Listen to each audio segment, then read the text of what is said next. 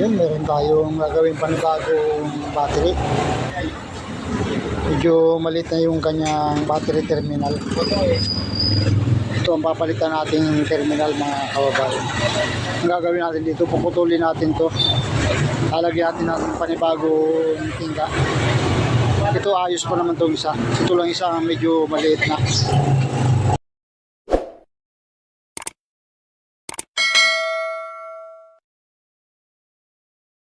Ayan, naputol ko na siya. Nilinisin ko na lang to. Tapos lalagyan ko siya ng panibagong tingga. Pupunduhan ko muna to para kumapit yung tingga, ilalagay ko.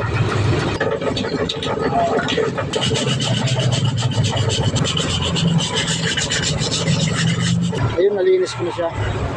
Lalagyan ko na siya ng panibagong tingga.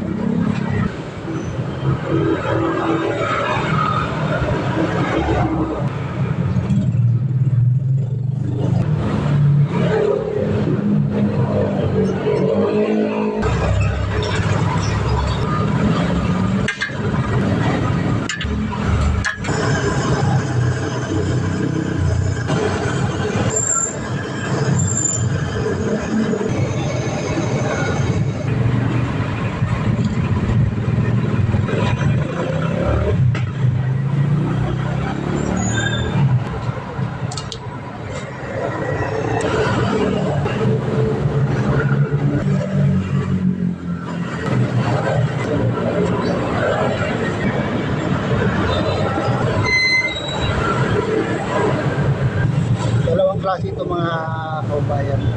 Itong isa negative, ito naman yung positive, yung malaki.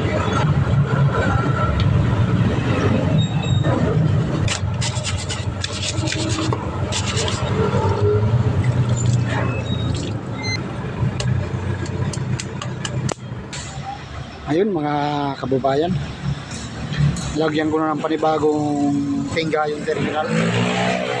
Itong isa ayos pa naman. Hanggang dito na lang, mga kababayan. Maraming salamat sa inyong suporta at panunod sa aking mga vlog. Sana ay huwag kayong magsawang suportahan ng aking munting channel. Maraming salamat po sa inyong lahat.